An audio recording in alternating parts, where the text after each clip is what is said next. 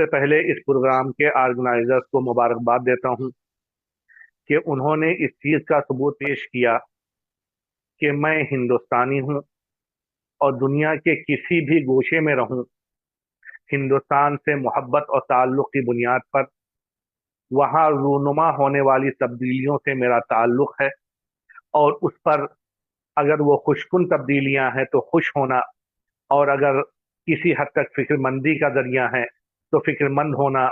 ये एक इंसानी फितरत है। और अल्लाह का फजल है, उस फितरत को अल्लाह ताला ने अभी तक मेरे अंदर बाकी रखा। वतन अजीज हिंदुस्तान,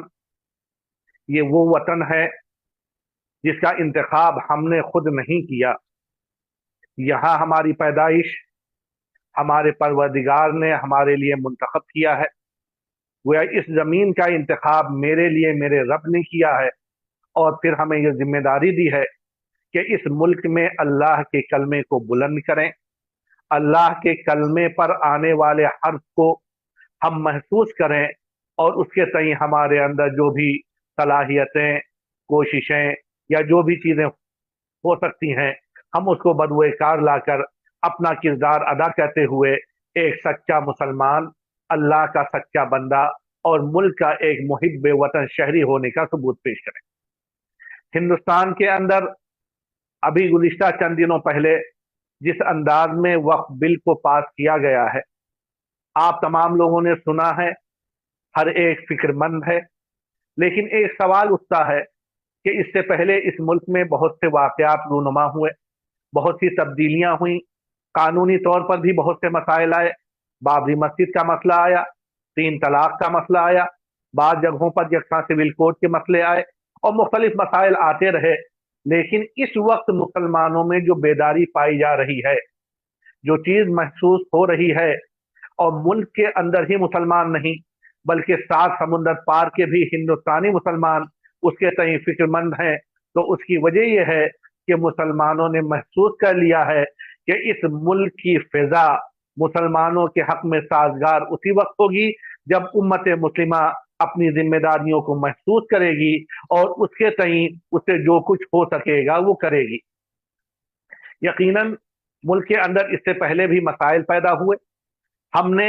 कानून के अंदर रहते हुए इस चीज की कोशिश की कि अदालत में जाएं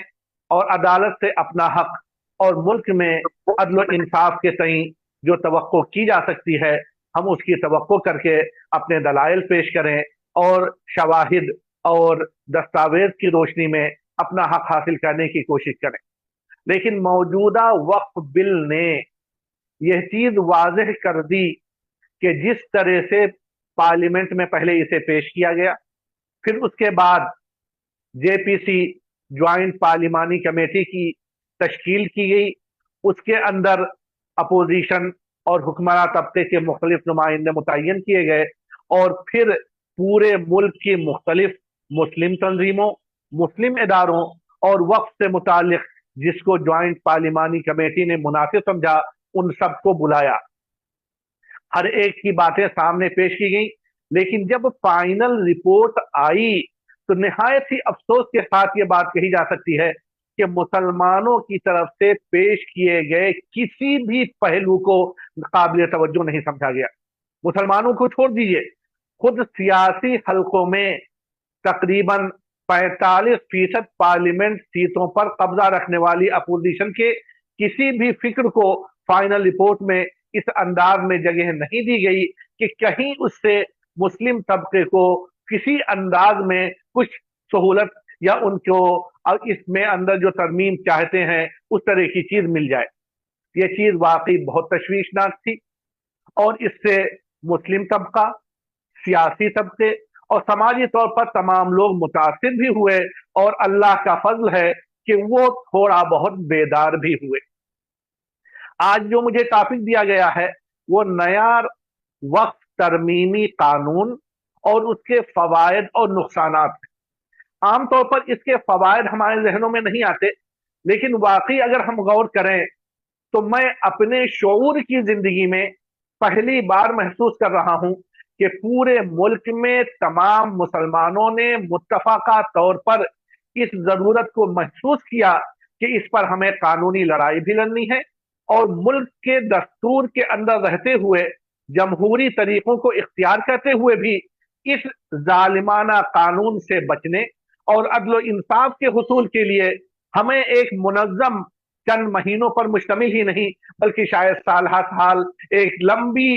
کوشش کرنی پڑے، اور سب اس کے لیے تیار ہیں۔ اور آل انڈیا مسلم پرسنل لا بورڈ نے ملک کی تمام تنظیموں، تمام اداروں، تمام جماعتوں کے ساتھ لے کر کے ایک لائحہ عمل پیش کیا، اور تمام لوگ اس کے تئیں اپنے موقف کو پیش کرنے کے لیے، اپنے حقوق کے حاصل کرنے کے لیے اس ملک کے جمہوری نظام میں جمہوری انداز میں اپنے احتجاج کو درج کرانے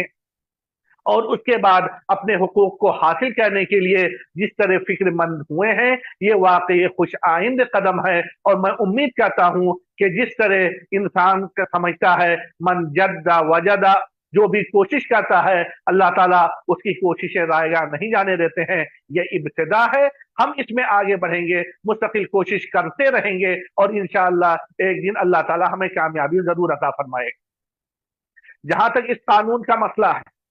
تو ہم نے محسوس کیا، ملک کے تمام مسلمانوں نے محسوس کیا، انصاف پسند طبقوں اور سیاسی جماعتوں نے محسوس کیا کہ پورے دن پارلیمنٹ میں، راجیہ سبھا میں بڑی تفصیل سے قانونی نکات پر بحث کی گئی، وہ پہلو پیش کیے گئے جس سے یہ بل ٹکرا رہا ہے،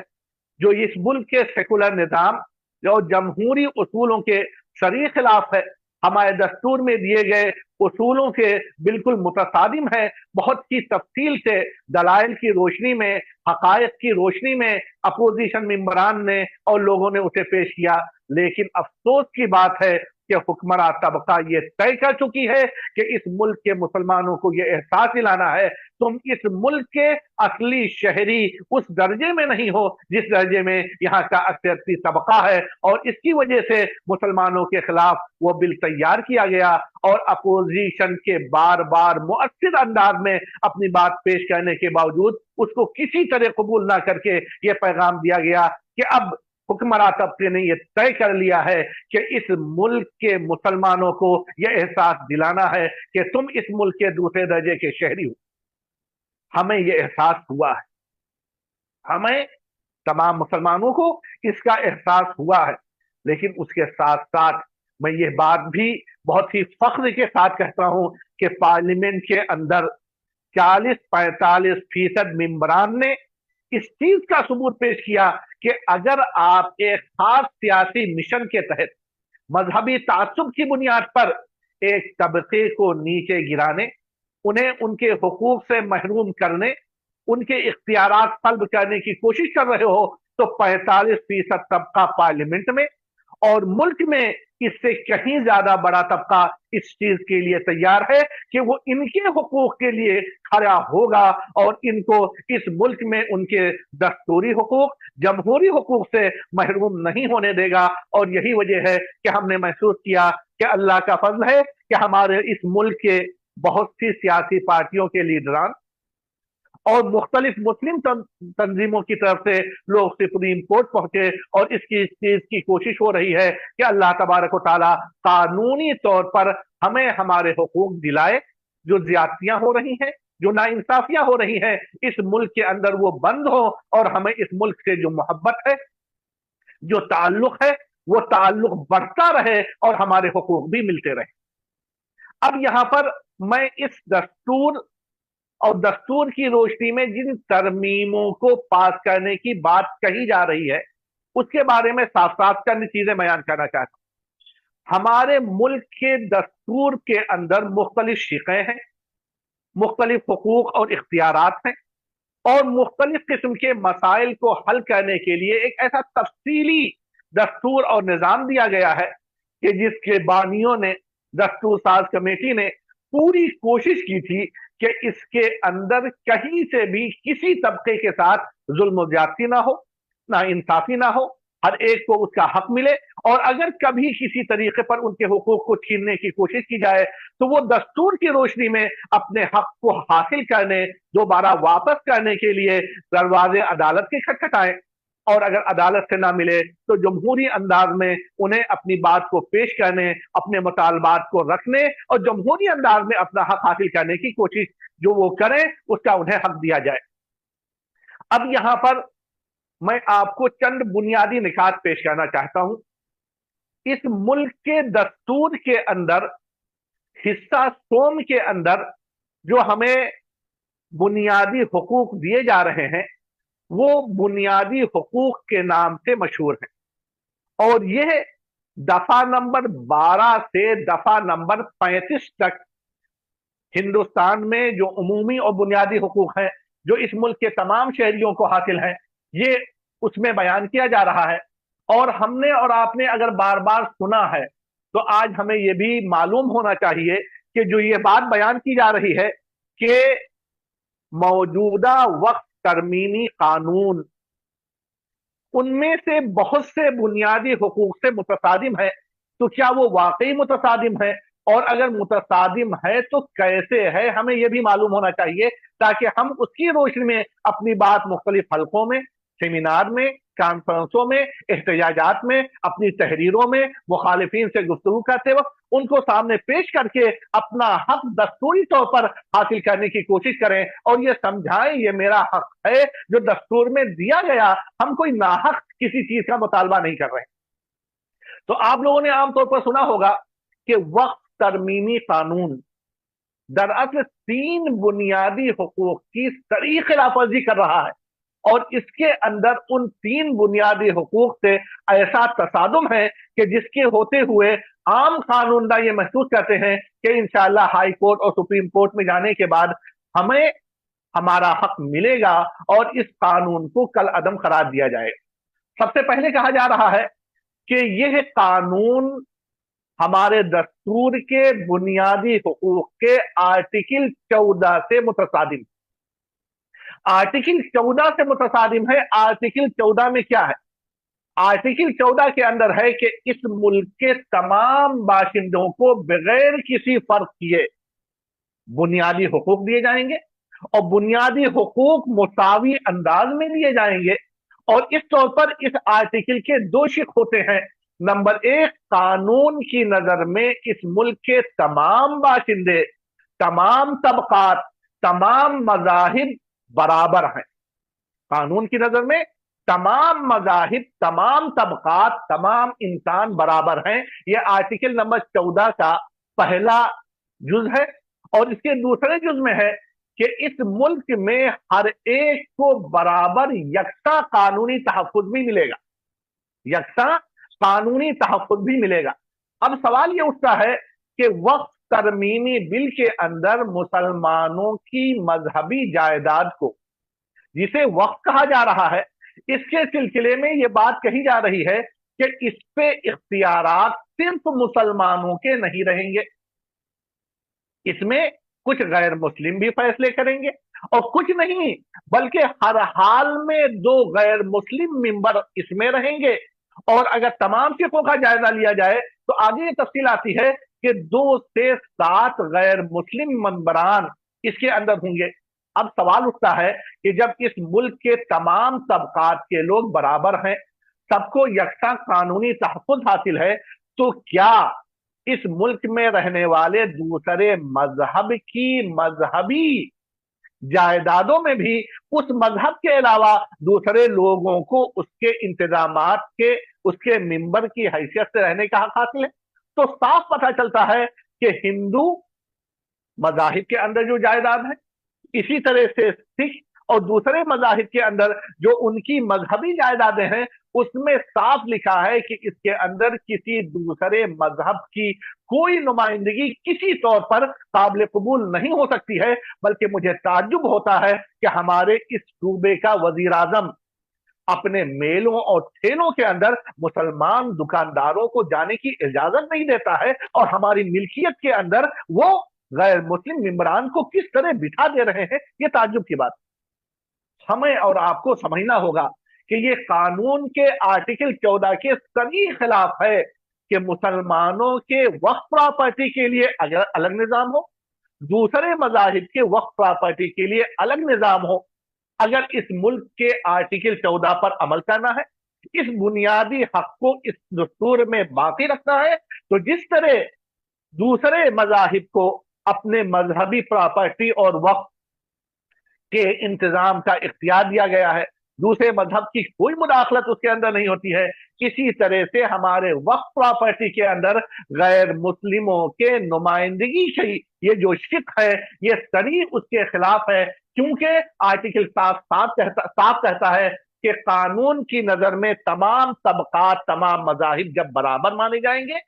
तो हर एक को यकसा कानूनी तहफ़्फ़ुज़ भी मिलेगा। और जिस तरह गैर मुस्लिमों की प्रॉपर्टी में मुसलमान मेंबर नहीं हो सकता, इसी तरह मुसलमानों की वक्फ प्रॉपर्टी में किसी गैर मुस्लिम को रखने की जो तजवीज इस बिल या इस कानून के अंदर अब आ गई है, वो कानून के खिलाफ है, उसे हटाया जाए।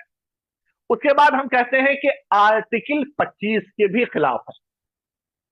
वक्फ तरमीमी बिल आर्टिकल 25 के भी खिलाफ है। आर्टिकल 25 क्या है? ये मजहबी आजादी का आर्टिकल है, जिसके अंदर है कि इस मुल्क के तमाम बाशिंदों को कोई भी मजहब कबूल करने, उस मजहब की पैरवी और उस पर अमल करने और उसकी तबलीग की आजादी दी जा रही।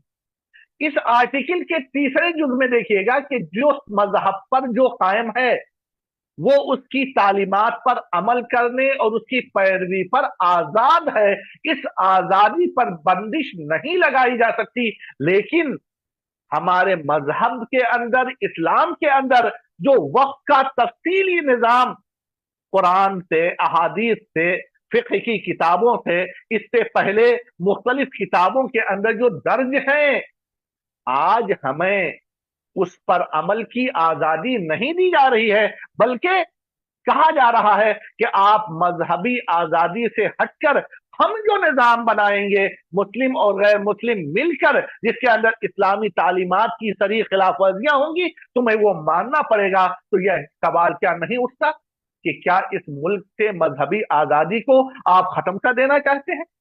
हमारे दस्तूर के बुनियादी आर्टिकल में, बुनियादी हुकूक के अंदर जो बुनियादी चीजें दी गई हैं, अगर आप उसे छीनने पे आमादा हो तो हम मुसलमान हैं, हम अल्लाह के बंदे हैं। इस जमीन पर उस अल्लाह ने मुझे पैदा किया है और इस जमीन में अपना हक हासिल करके इस मुल्क के तमाम शहरियों के साथ अमन और अमान के साथ रहने, उनके साथ इंसाफ करने और इंसाफ लेने का मुकल्लफ बनाया है। हम इसकी कोशिश करेंगे और करते रहेंगे, और इंशाअल्लाह जब तक हमारा हक नहीं मिलेगा हम पीछे नहीं हटेंगे। एक तीसरी चीज जिसके बारे में कहा जाता है कि यह वक्त तरमीमी कानून उसके खिलाफ है, वो आर्टिकल नंबर 26 है। यह भी बुनियादी हुकूक में से है। आर्टिकल 26 के अंदर है कि मजहबी उमूर के इंतजाम की आजादी और मजहबी और खैराती मकासद के लिए इदारे कायम करने, चलाने और मजहबी उमूर का खुद इंतजाम करने, और आगे गौर कीजिएगा, मनकूला और गैर मनकूला जायदाद के मालिक होने, उसको हासिल करने और ऐसी जायदाद का कानून के मुताबिक इंतजाम करने का इस मुल्क के तमाम शहरियों को मुसावी हक हासिल है। जब हमें मजहबी उमूर का इंतजाम करने, अपनी जायदाद में कौन किसको देना चाहता है, किस तरह देना चाहता है, उसकी आजादी हमारे दस्तूर हिंद में दी गई है। हम इस वक्त इस्लामी निजाम की बात नहीं कर रहे हैं, उस मुल्क में दी गई है जिसमें मेरे रब ने मुझे पैदा किया,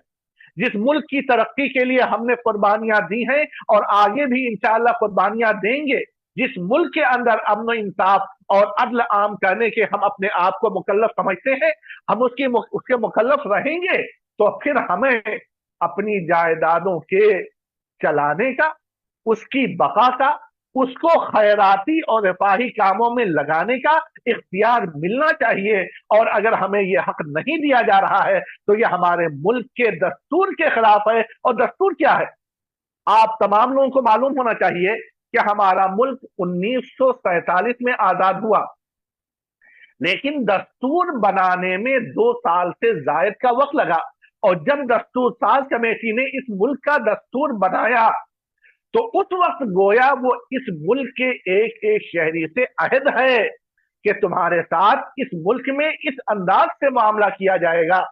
اور اگر اس عہد کو توڑا جاتا ہے، چاہے حکومت کرے، چاہے پارلیمنٹ کرے، چاہے راجیہ سبھا کرے، چاہے صدر جمہوریہ جلد بازی میں دستخط کر کے کرے، یہ چیز دستور کے خلاف ہے، ملکی نظام کے خلاف ہے، ملکی ہم آہنگی اور ہر طرح سے ایک دوسرے کے ساتھ مل کر پیار و محبت کے ساتھ رہنے کے خلاف ہے۔ لہذا میں بہت ہی امن کے ساتھ، بہت ہی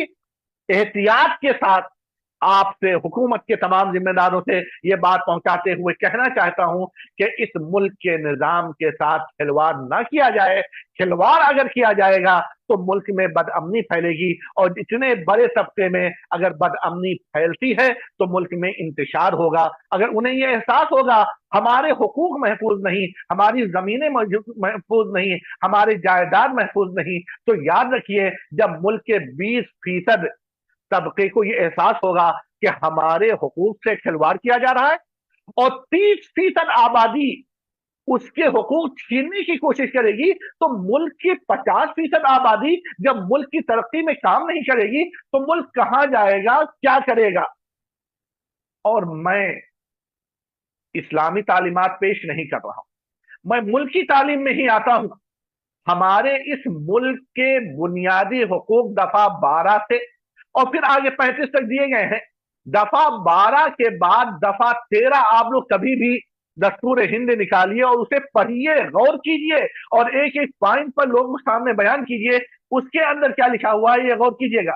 دفعہ 13 کے اندر یہ واضح طور پر لکھا ہوا ہے، سنیے گا، بنیادی حقوق مقننہ یعنی پارلیمنٹ اور راجیہ سبھا اور عاملہ کے اختیارات کو محدود کرتے ہیں۔ یعنی یہ بنیادی حقوق پارلیمنٹ کو ان کے اختیارات کو محدود کر دیتے ہیں کہ بنیادی حقوق میں آپ سے چھاڑ نہیں کر سکتے، پارلیمنٹ سے بھی وہ قانون نہیں بنا سکتے جس کے اندر بنیادی حقوق کو چھیننے کی کوشش کی جائے۔ اور ان حقوق کی خلاف ورزی پر، یعنی اگر مقننہ پارلیمنٹ سے بھی کوئی قانون بنتا ہے اور اس کے اندر بنیادی حقوق کی خلاف ورزی ہوتی ہے، تو بھارت کی عدالت عظمیٰ یعنی سپریم کورٹ اور ریاستی عدالتوں یعنی کہ ہائی کورٹ کو یہ اختیار حاصل رہے گا کہ ایسے کسی قانون سازی یا عاملہ کی کارروائی کو غیر آئینی قرار دے دے۔ جب ہمارے دستور میں بنیادی حقوق کا پہلا دفعہ 12 اور دوسری دفعہ 13 ہے، 13 میں یہ بات صاف طور پہ کہی جا رہی ہے کہ اگر کوئی چیز، کوئی بھی قانون چاہے پارلیمنٹ میں ہی بنے، راجیہ سبھا سے بھی پاس ہو، صدر جمہوریہ بھی دستخط کر دیں، اس کے نوٹیفیکیشن بھی جاری ہو جائیں، لیکن اس کے باوجود بھی اگر وہ ہمارے بنیادی حقوق سے ٹکرا رہا ہے تو پھر ایسی صورت میں ہم کو عدالت عظمیٰ میں جانے کا، ہائی کورٹ میں جانے کا اختیار ہے، اور عدالت عظمیٰ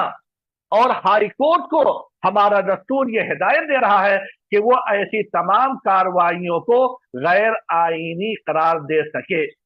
اور یہی نہیں، آپ آرٹیکل 13 میں تھوڑا اور آئیے، اس کے مختلف شقیں ہیں، اس کی شق میں جب ہم تھوڑا اور آگے بڑھتے ہیں تو دفعہ 13 میں خاص طور پر یہ وضاحت کی گئی ہے کہ وہ تمام قوانین جو اس ہندوستان کے آئین کے نفاذ سے پہلے کسی بھی علاقے میں نافذ رہے ہوں، اگر اس بنیادی حصے سے، بنیادی حقوق سے متصادم ہوں، تو جہاں جہاں تصادم ہوگا بنیادی حقوق باقی رہیں گے، اور چاہے پہلے کے قوانین ہو یا بعد کے قوانین بنے، وہ قوانین کالعدم قرار دیے جائیں گے۔ اور وہیں پر دوسری شق میں اور دیکھیے گا، ملک کوئی ایسا قانون نہیں بنائے گا، ہمارا دستور کہہ رہا ہے، میں نہیں کہہ رہا ہوں، ہمارا وہ دستور کہہ رہا ہے جسے قانون ساز کمیٹی نے بنایا تھا، جس میں پارلیمنٹ کے، اسمبلی کے، ملک کی تمام دوسرے صوبوں کی قانون ساز اسمبلیوں کے تمام ممبران کی نمائندگی شامل تھی۔ اس میں کہا جا رہا ہے کہ دفعہ 12 میں دیے گئے حقوق اگر کوئی چیز چھینتی ہے یا اس میں کمی کرتی ہے تو اس میں لکھا ہوا ہے تو پھر وہ جس حد تک اس کے اندر کمی یا اس کی خلاف ورزی کرتی ہے اس کمی کو دور کیا جائے گا، اور اس بنیادی حقوق کی خلاف ورزی کو खत्म करके बुनियादी हुकूक को हर एक को दिया जाएगा। अब ये तमाम चीजें हमने आपके सामने बयान की, वक्त बहुत ज्यादा नहीं है, वरना कानूनी तौर पर इन पहलुओं को समझने की जरूरत थी। अब मैं आपके सामने इस कानून के अंदर जो ऐसी बातें जो कहीं से काबिल कबूल हो ही नहीं सकती, कोई इंसाफ पसंद तबका उसको दुरुस्त मान ही नहीं सकता, उनके बारे में मुख्तसर अंदाज में कुछ पॉइंट बयान कर देता हूं, ताकि हम सबको पता रहे कि आखिर हमारे मुल्क के अंदर हमको कमजोर करने के लिए अपने 20% अपने बच्चों को उनके हुकूक से महरूम करने के लिए किस तरह का खिलवाड़ हो रहा है। सबसे पहले देखिएगा, वक्फ तरमीमी बिल के अंदर जो सबसे अहम चीज है कि वक्फ मुसलमानों की प्रॉपर्टी है, मुसलमानों का निजाम है। इसके तहत मस्जिदें हैं, तालीमी इदारे हैं, ईदगाह है, कब्रस्तान है, इसी तरह से बहुत सी जगहों पे अस्पताल हैं, इसी तरह से मुख्तलिफ मेहमान खाने हैं और दीगर मुख्तलिफ खैर और रिफाह के वो काम जिसका सिलसिला चलता रहे, मुसलमान अपनी प्रॉपर्टी से दे और मुसलमान का हो, लेकिन उसके अंदर मुसलमानों को पूरा फैसला लेने की गुंजाइश ये दस्तूरी यानी तरमीमी कानून हमें नहीं दे रहा है, और कह रहे हैं कि उसके अंदर जो सिर्फ मुस्लिम होने की शर्त है उसे हटाकर कम अज कम 2 मुसलमान,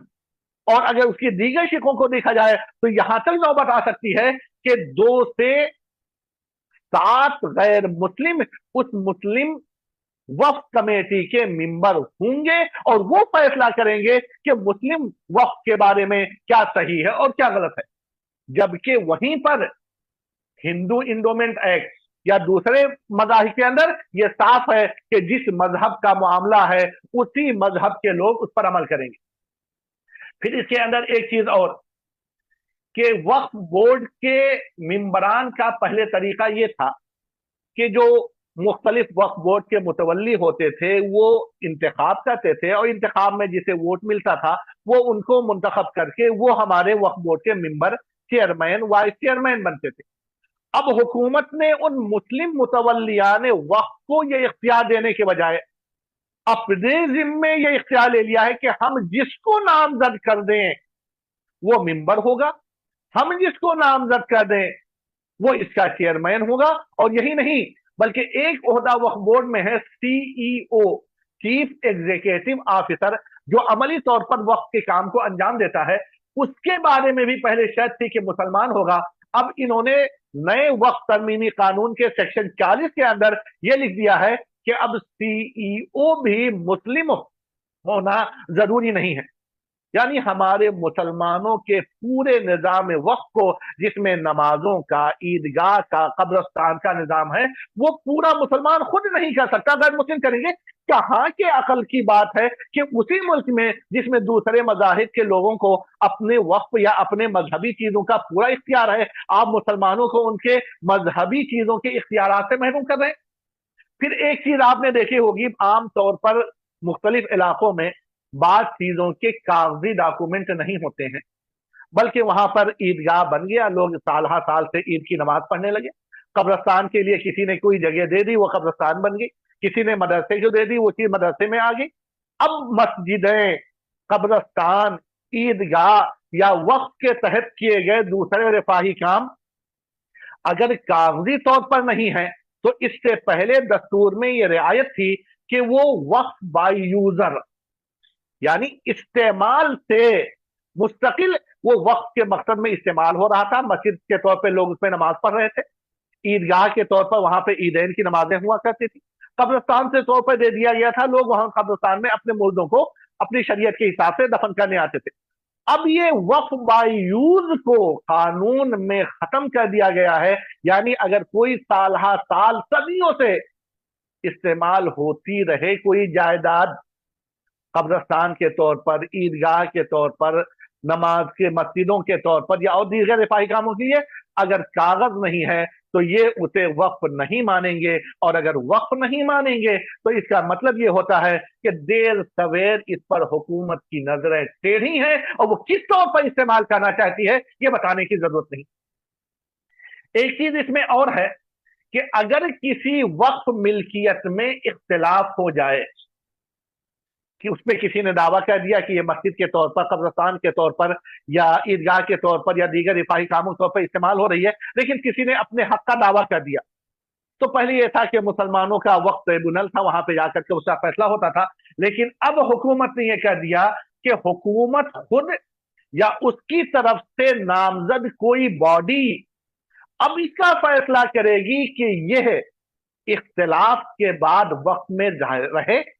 या जिसने भी दावा किया है, चाहे वो हुकूमत हो या कोई इंफरादी शख्स हो, उसको दे दिया जाए। और मेरे भाइयों, आप समझ सकते हैं, जब गैर मुस्लिम इसके बारे में फैसला करेगा तो वो फैसला क्या कर सकता है और उसका अंजाम क्या होगा, हम और आप तमाम लोग इसके समझ सकते हैं। फिर एक चीज हिंदुस्तान जैसे मुल्क के अंदर एक बहुत बड़ी चीज थी, मुख्तलिफ बादशाहों ने इस मुल्क में अगर मुसलमानों के लिए वक्त की चीजें दी, तो गैर मुस्लिमों को भी उनकी मजहबी रस्मों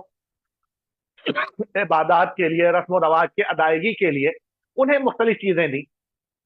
इसी तरह कहीं कहीं ये होता था कि किसी मुसलमान ने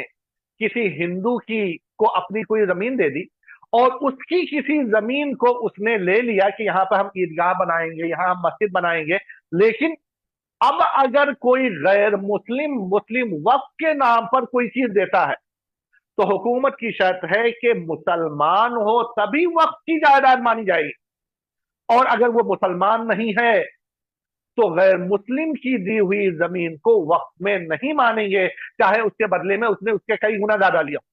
और सबसे मजेदार और ताज्जुब की बात कि मुसलमान भी अपनी निजी जमीन को खुद वक्फ में देना चाहे तो नहीं दे सकता, बल्कि वो 5 साल पहले से मुसलमान ही ना हो, बल्कि ऐसा मुसलमान हो जिसे यह लोग इस्लाम पर अमल पैरा मान। अरे भैया, इस्लाम की 10 शक्लें इस देश में बना रखी हैं, तुम किसको इस्लाम मानते हो? तुम्हारे नजदीक इस्लाम यह है जो दरगाहों पे सर झुकाए, जो न जाने क्या क्या करे। तुम किसको मानोगे मुसलमान? जो अमल पैरा हो उसके दिए गए जायदाद को वक्फ मानोगे, वरना नहीं मानोगे। और एक सबसे बड़ी चीज जो मैं आखिर में बात करके, शायद मैं अपना वक्त ले चुका हूं इसलिए मजीद वक्त नहीं लूंगा, एक बार आखिर में पेश करूंगा। हिंदुस्तान में एक निजाम है कब्ज़े मुखालिफाना, जिसे अंग्रेजी में लॉ ऑफ लिमिटेशन कहते हैं। लॉ ऑफ लिमिटेशन कहते हैं। इसके अंदर यह है कि अगर किसी प्रॉपर्टी पे कोई शख्स 12 साल तक काबिज रह जाए, तो फिर वो प्रॉपर्टी जो काबिज है उसकी मिल्कियत हो जाती है। और इस तरह के बहुत से मसाइल मुख्तलिफ मौकिलों में हिंदुस्तान में होते रहते हैं।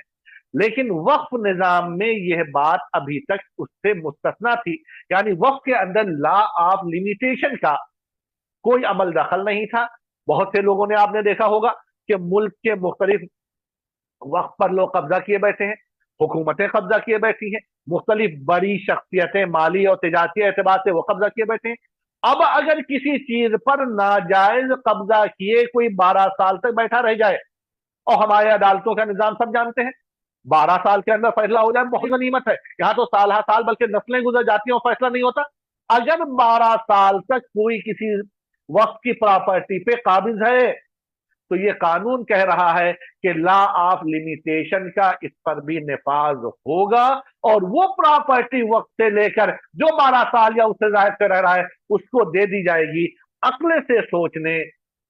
लॉजिक अंदाज में क्या चीज सही है, क्या ऑथेंटिक है, क्या लॉजिक लग रही है, क्या दस्तूर के मुताबिक है, क्या इंसानी फितरत के मुताबिक है, इस पर गौर करके बराए मेहरबानी मुल्क के बाशिंदों में तफरीक मत कीजिए। दस्तूर के अंदर जिसको जो हुकूक दिए गए हैं उसे खिलवाड़ मत कीजिए। अब भी मौका है मुल्क का पूरी दुनिया में नाम रोशन करने के लिए। दस्तूर के तही इस मुल्क के तमाम बाशिंदों को बराबर का हक दीजिए और वक्त तरमीम को वापस ले लीजिए। यह सरासर इंसाफ के खिलाफ है, दस्तूर के खिलाफ है, मुल्की फिरका वाराना हम आहंगी के खिलाफ है। मैं दरख्वास्त करता हूं मेरी ये बात वीडियो के जरिए, ऑडियो के जरिए, तहरीरों के जरिए अगर पहुंचती हो तो जिम्मेदारों से मैं बहुत हाथ जोड़कर दरख्वास्त करता हूं कि यह मुल्क के मफाद में नहीं है, یہ یہاں کے عوام کے مفاد میں نہیں ہے، یہاں کی ترقی کے مفاد میں نہیں ہے، یہاں کی خوشحالی کے مفاد میں نہیں ہے، یہاں کے ملکوں میں تفریق کا ذریعہ ہے۔ لہذا اس قانون کو واپس لے کر اپنی حکومتی ذمہ داریاں ادا کریں تاکہ آپ بھی ترقی کریں، آپ کی بھی آتما کو شانت ملے اور اس ملک کے تمام شہری سکون و اطمینان سے رہ سکیں۔